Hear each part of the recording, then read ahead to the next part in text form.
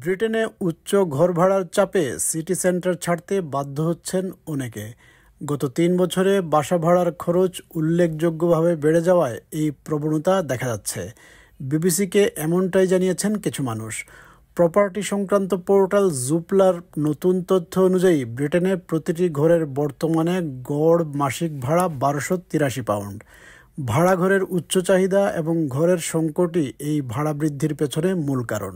শহরতলির তুলনায় অবশ্য এই মুহূর্তে শহর ও নগরের ভেতরে ভাড়া বৃদ্ধির গতি কিছুটা কমেছে। ম্যানচেস্টার নগরীর কেন্দ্রস্থলে বাসা ভাড়া নিতে গিয়ে নীল জেইকব বুঝতে পারেন তিনি যে ভাড়া আদায় করতে সক্ষম তা দিয়ে শুধু একটি পার্কিং স্পেসই পাওয়া সম্ভব। When I was looking, all I could afford was a parking space in town. I was like, that's what my budget gets me. In Manchester city centre at the end of the month. I often feel like lucky if I've covered my rent, I've paid for my bills and I've paid council tax. If there's food in the fridge after that, you kind of have to count yourself lucky.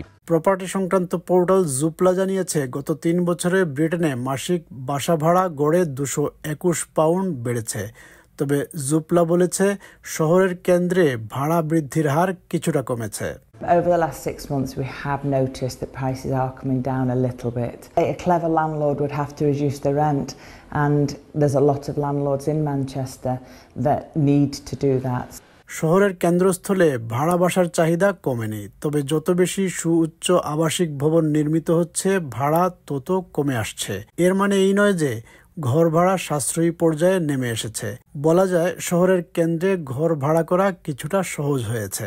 অনেক ভাড়াটিয়াকে উচ্চ ভাড়ার কারণে চাকরি ছেড়ে দিতে হচ্ছে কিংবা চাকরি না নিতে বাধ্য হচ্ছেন তারা।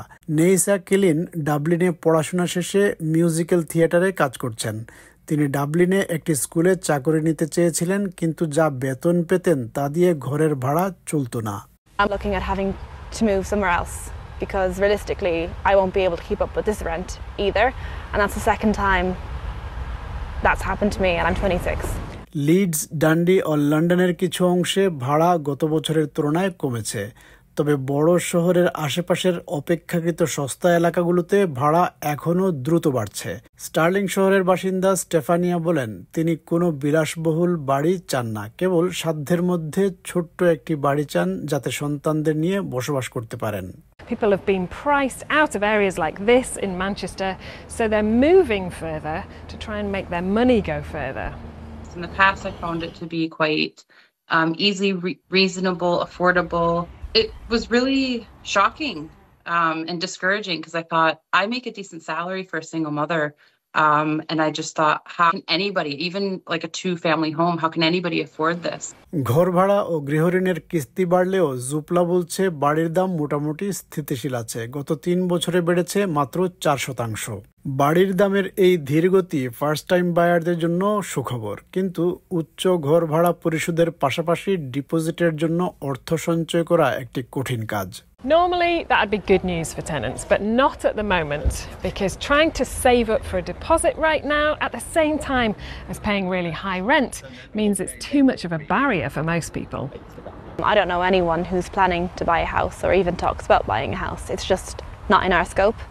Yeah, it is a little bit disheartening that it feels like it's not within reach. Britain হয়তো অতিমাত্রায় ভাড়া বৃদ্ধির ধাপ পার হয়ে এসেছে, কিন্তু ভাড়াটিয়াদের জন্য পরিস্থিতি এখনও সহজ হয়ে ওঠেনি।